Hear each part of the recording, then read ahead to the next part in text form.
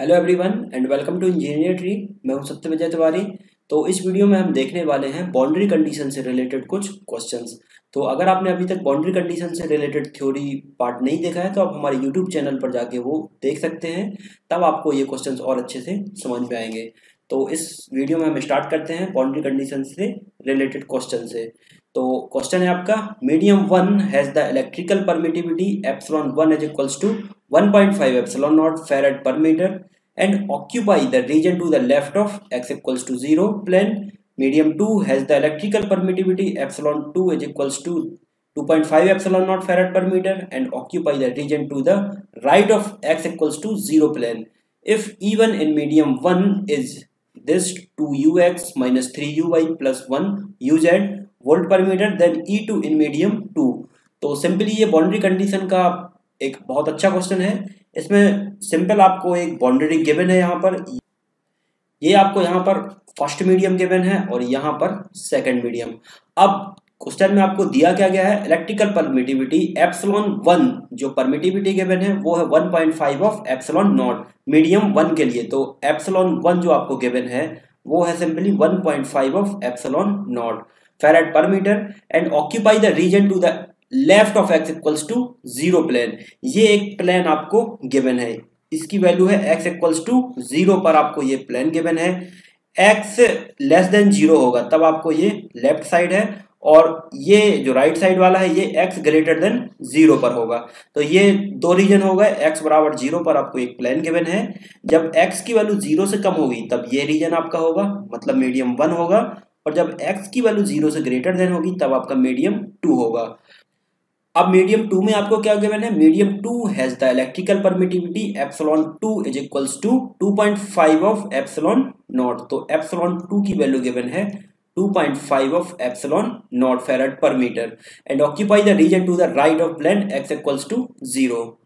If E1 in the medium 1 is, अब आपको जो E1 है मतलब जो इलेक्ट्रिक फील्ड की वैल्यू गिवन है मीडियम 1 में, तो यहाँ पर E1 कितनी गिवन है आपको 2ux minus 3uy plus 1uz, ये आपको इलेक्ट्रिक फील्ड मीडियम 1 में गिवन है। अब आपको इलेक्ट्रिक फील्ड कैलकुलेट करनी है इन मीडियम 2 में, तो यहाँ पर E2 जो होगी वो कितनी होगी ये हमें कैलकुलेट करनी है। तो बाउंड्री कंडीशन की थ्योरी में हमने क्या देखा था कि जो यहाँ पर आप देख सकते हैं कि ये x इक्वल्स टू 0 प्लेन है, x इक्वल्स टू 0 प्लेन है, तो जो ax जो डायरेक्शन होगी ये क्या होगी, इस प्लेन के नॉर्मल डायरेक्शन होगी। ये डायरेक्शन क्या होगी, नॉर्मल होगी, क्योंकि x इक्वल्स टू 0 प्लेन है। तो जो ax की डायरेक्शन होगी वो होगी इस प्लेन के नॉर्मल डायरेक्शन, और बाकी जो ay और az के कंपोनेंट होंगे वो होंगे इस प्लेन के टेंजेंशियल। तो ये हो जाएगा आपका नॉर्मल कंपोनेंट और ये हो जाएगा आपका टेंजेंशियल कंपोनेंट। तो ये नॉर्मल कंपोनेंट हो गया और ये हो गया आपका टेंजेंशियल कंपोनेंट। अब इलेक्ट्रिक फील्ड के लिए जो हमने बाउंड्री कंडीशन देखी थी उसमें क्या देखा था, सबसे पहले तो जो आपका होता है dn1 is equals to dn2 and et1 is equals to et2। तो जो इलेक्ट्रिक फील्ड होगी मतलब et1 होगा आपका et2 के इक्वल।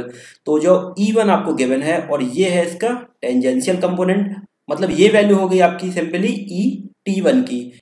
और आप जानते हैं कि जो टेंजेंशियल कंपोनेंट होता है et1 इक्वल्स टू et2।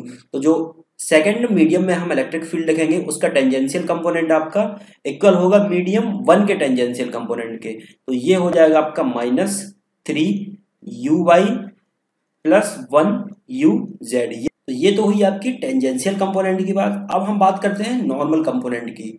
तो नॉर्मल कंपोनेंट जो होगा उसका वो होगा ax वाला टर्म। तो नॉर्मल कंपोनेंट में हम जानते हैं बाउंड्री कंडीशन में क्या होता है, dn1 is equals to dn2, लेकिन यहाँ पर जो आपको इक्वेशन गिवन है वो e के फॉर्म में गिवन है। तो सबसे पहले हम कैलकुलेट करते हैं यहाँ पर dn1। तो dn1 हो जाएगा आपका एप्सिलॉन ऑफ en1।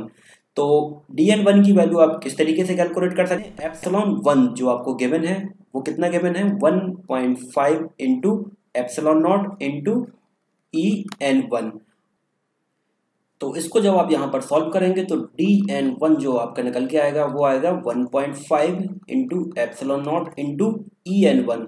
तो en1 आप यहाँ से देख सकते हैं ये नॉर्मल कंपोनेंट है, इसकी वैल्यू कितनी गिवन है 2 ux, तो यहाँ पर आपका हो जाएगा 2ux।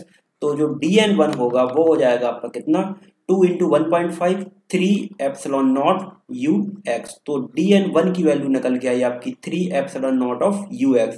अब बाउंड्री कंडीशन में आप क्या जानते हैं, dn1 इज इक्वल्स टू होता है dn2 के। तो जो इसका dn2 होगा, तो dn2 हो जाएगा आपका equals to 3 epsilon naught ux के। तो यहाँ पर dn2 को आप क्या लिख सकते हैं, epsilon 2 en2 is equals to 3 epsilon naught ux। तो एप्सिलॉन 2 की वैल्यू आप देख सकते हैं यहाँ पर कितनी गिवन है, 2.5 एप्सिलॉन नॉट। तो 2.5 epsilon naught into en2 is equals to 3 epsilon naught ux।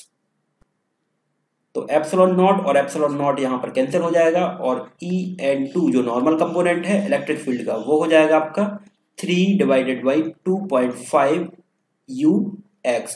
तो इसको जब आप सॉल्व करेंगे तो इसकी वैल्यू निकल के आएगी आपके पास 1.2 ux। तो en2 की वैल्यू आपने निकाल ली 1.2 ux।